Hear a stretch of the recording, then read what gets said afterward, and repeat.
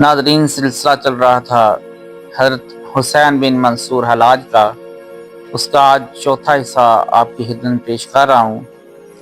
اس واقعہ سے اندازہ کیا جا سکتا ہے کہ حضرت سہل بن عبداللہ کو اپنے پیر و مرشد سے کس قدر محبت تھی۔ ایک دن لوگوں نے دیکھا کہ حضرت سہل بن عبداللہ بیٹھے بیٹھے رونے لگے۔ لوگوں نے سبب پوچھا تو آپ نے حسب معمول کوئی جواب نہیں دیا۔ پھر دوسرے دن حاضرین مجلس نے خلاف معمول آپ کو دیوار سے پشت لگائے اور پاؤں پھیلائے ہوئے دیکھا۔ لوگوں نے حضرت سہل کے اس طرز عمل پر بڑی حیرت تھی، مگر ادب و احترام کے پیش نظر کوئی بھی اس تبدیلی کی وجہ سے دریافت نہیں کر سکا۔ یکایک آپ حاضرین کو مخاطب کر کے فرمانے لگے، تم لوگ مجھ سے بہت سوال کیا کرتے تھے، اب تمہیں جو کچھ پوچھنا ہے پوچھ لو۔ ایک شخص نے بصد احترام کہا، شیخ یہ کیسا انقلاب ہے کہ آپ کل تک کسی کے سوال کا جواب نہیں دیا کرتے تھے، مگر آج فرما رہے ہیں کہ جو کچھ پوچھنا ہے پوچھ لو۔ پیر و مرشد کا اتنا احترام تو لازم ہے کہ ان کی زندگی میں مرید کسی سوال کا جواب نہ دے۔ حضرت سہل بن عبداللہ نے فرمایا، لوگوں نے اس واقعے کو اپنے ذہن میں محفوظ کر لیا ہے۔ پھر جب تحقیق کی گئی تو معلوم ہوا کہ یہ وہی وقت تھا کہ جب ایک دن پہلے حضرت ذوالنون مصری نے انتقال فرمایا تھا۔ حضرت سہل بن عبداللہ اپنے پیر و مرشد کا اس قدر احترام کرتے تھے کہ جب تک حضرت ذوالنون مصری حیات رہے آپ نے کسی مجلس میں نہ دیوار سے پشت لگائی اور نہ لوگوں کے سامنے پاؤں پھیلایا۔ ایک جابر حاکم عمرو الیس ایک بار ایسا بیمار ہوا کہ طبیبوں نے اسے لا علاج قرار دے دیا۔ پھر ہر طرف سے مایوس ہو کر اس نے حضرت سہل بن عبداللہ سے درخواست کی کہ وہ اس کی صحت کے لیے دعا فرما دیں۔ آپ نے نہایت جرأت مندانہ لہجے میں فرمایا، دعا اس شخص کے حق میں اثر انداز ہوتی ہے جو اپنے گناہوں سے تائب ہو چکا ہو، اس لیے تم زندگی بھر کی معصیت سے توبہ کرو، پھر میں دعا کروں گا۔ عمرو الیس نے بآواز بلند گناہوں کا اقرار کیا اور حق تعالی سے مغفرت طلب کی۔ پھر حضرت سہل بن عبداللہ نے عمرو الیس کو مخاطب کرتے ہوئے فرمایا، اب تم ان تمام قیدیوں کو رہا کرو جو تمہارے جبر ناروا کو برداشت کرتے رہے ہیں۔ عمرو الیس نے کسی ہیلا و حجت کے بغیر تمام اسیروں کو رہا کر دیا۔ اس کے بعد حضرت سہل بن عبداللہ نے دعا کے لیے ہاتھ اٹھا دیے، اے اللہ، جس طرح تو نے اس شخص کو اپنی نافرمانی کی ذلت عطا کی، اسی طرح میری عبادت کی عظمت بھی اسے دکھا دے۔ ابھی حضرت سہل بن عبداللہ کے الفاظ کی گونج باقی تھی کہ عمرو الیس نے اپنے جسم میں نئی توانائی محسوس کی اور پھر دیکھتے ہی دیکھتے وہ بستر علالہ سے اس طرح اٹھ کھڑا ہوا جیسے کبھی بیمار ہی نہیں تھا۔ پھر حضرت شیخ رخصت ہونے لگے تو عمرو الیس نے نظر کے طور پر ایک کثیر رقم پیش کی۔ آپ رحمۃ اللہ علیہ نے شان بے نیازی کے ساتھ نظر قبول کرنے سے انکار کر دیا اور عمرو الیس کے محل سے نکل کر اپنی خانقاہ کی طرف روانہ ہو گئے۔ حضرت سہل بن عبداللہ کا ایک مرید بھی آپ کے ہمراہ تھا۔ اس نے حریصانہ لہجے میں عرض کیا، شیخ، اگر آپ نظر قبول فرما لیتے تو میں قرض سے شبکدوش ہو جاتا۔ میں اتنی معمولی رقم کس طرح قبول کر لیتا؟ مرید کی بات سن کر حضرت سہل بن عبداللہ نے فرمایا، معمولی رقم پیر و مرشد کے اس ارشاد گرامی پر مرید کی حیرت شدت اختیار کر گئی۔ تو نے ابھی دولت کہاں دیکھی ہے؟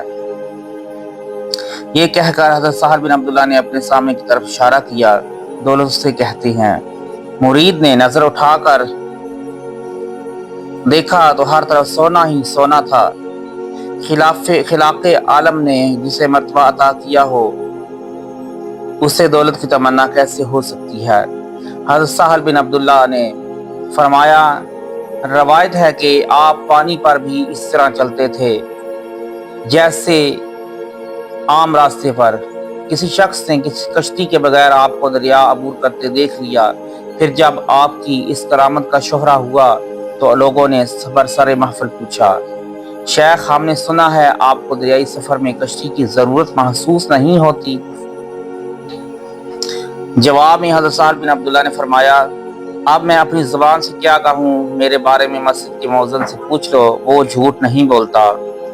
फिर जब लोगों ने मुअज्जिन से पूछा कि क्या उसने हज़रत साहब बिन अब्दुल्ला दस्तरी को पानी पर चलते हुए देखा है, तो मुअज्जिन ने हैरान होकर कहा, इसका तो मुझे इल्म नहीं, मगर एक बार ऐसा ज़रूर हुआ था कि शेख हौज़ पर नहाते हुए फिसल कर गिरने लगे, तो मैंने तेज़ी से आगे बढ़ा और उन्हें थाम लिया।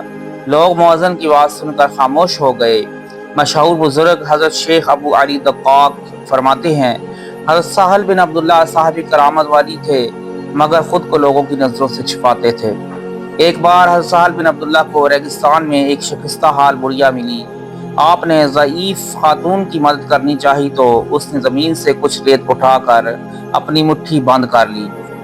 हज़रत साहल बिन अब्दुल्ला ने दोबारा बूढ़ी औरत से उसके की ज़रूरत के बारे में पूछा तो उसने अपनी मुट्ठी खोल दी जो सोने से भरी हुई थी। फिर वो हज़रत साहल बिन अब्दुल्ला को मुखातिब करके कहने लगी, तुम तो अपनी जेब से रकम निकालते हो, मगर मुझे गैर से मिलती है। ये कहकर वो बुढ़िया औरत यकायक गायब हो गई। फिर जब हज़रत साहल बिन अब्दुल्ला मक्का मुअज़्ज़मा पहुंचकर तवाफ़ काबा में मसरूफ़ थे, तो अचानक आपने देखा कि वो बूढ़ी औरत भी तवाफ़ कर रही है। हज़रत साहल बिन अब्दुल्ला को इस बात पर बड़ी हैरत थी कि एक ज़ईफ़ खातून दूर दराज का सफ़र तय करके बैतुल्लाह तक किस तरह पहुंची। अभी आप ये सोच ही रहे थे कि बूढ़ी औरत की रफ्तार सुस्त हो गई। थोड़ी देर बाद फासले कम हो गए और जब हज़रत साहल बिन अब्दुल्ला ज़ईफ़ खातून के नज़दीक पहुंच गए तो उसने देखा, जो इख्तियारी तौर पर यहाँ आती हैं उन्हें सवारी की ज़रूरत होती है, और जो इज़्तिरार की कैफियत में सफ़र करते हैं खुदा गैब से उन्हें असबाब फराहम करता। हज़रत साहल बिन अब्दुल्ला तुस्तरी रहमतुल्लाह अलैह के बहुत से अक़वाल मुबारक मशहूर हैं, मगर हम इख्तिसार के सबब चंद अक़वाल ही तहरीर करते हैं ताकि क़ारीन हज़रत मंसूर हल्लास के पहले पीर मुर्शिद के अक़ायद व नज़रियात से आगाह हो सकें। आपने फरमाया, जिस वजद दो हाल के लिए कुरान और हदीस में दलील मौजूद ना हो वो लुग़्व और बातिल है। ये दूसरे मौका पर आपने फरमाया, दूसरों की बनिस्बत आलिम का दर्जा ज़्यादा बुलंद है, मगर आलिम की शनाख्त ये है कि रोज़ अज़ल जो मुक़द्दरात तय हो चुके हैं उन पर मुतमईन और खुश रहे। फिर फरमाया कि उलमा की तीन किस्में होती हैं। पहला वो आलिम जो अपने इल्मी ज़ाहिरी को आम लोगों के सामने पेश कर दे। दूसरा वो आलिम जो अलूम बातनी को अहले बातन के रूबरू बयान करे। और तीसरा वो आलिम जिसके इल्म को उसके और अल्लाह के सिवा कोई न जानता हो। एक बार फरमाया, सबसे बड़ी मासियत जहालत है। हज़रत साहल बिन अब्दुल्ला का मशहूर कौल है कि इस्लाम की ज़री असूल तीन है।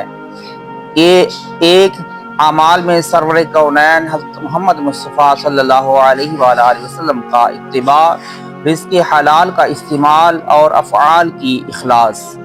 इन अक़वाल मुबारका की रोशनी में अंदाज़ा किया जा सकता है कि हज़रत साहल बिन अब्दुल्ला तुस्तरी अपनी तमाम रूहानियत के बावजूद जिस कदर बाहोश बुज़ुर्ग हज़रत हुसैन बिन मंसूर हलाज सबसे पहले इसी मर्द जलील की सोहबतों से 2 साल तक फैज़याब हुए।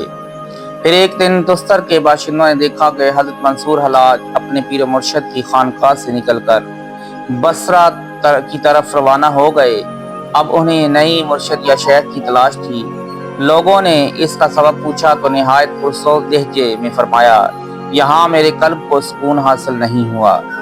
दरअसल हज़रत हुसैन बिन मंसूर फितरतन एक बेकरार तबीयत के मालिक थे, इसलिए हज़रत साहल बिन अब्दुल्ला तुस्तरी की सोहबतों से पुरसुकून न हो सके। और इस वक्त हज़रत मंसूर हलाज की उम्र भी सिर्फ 18 साल थी। शायद इसी नौउम्री ने उन्हें किसी एक जगह चैन से बैठने नहीं दिया।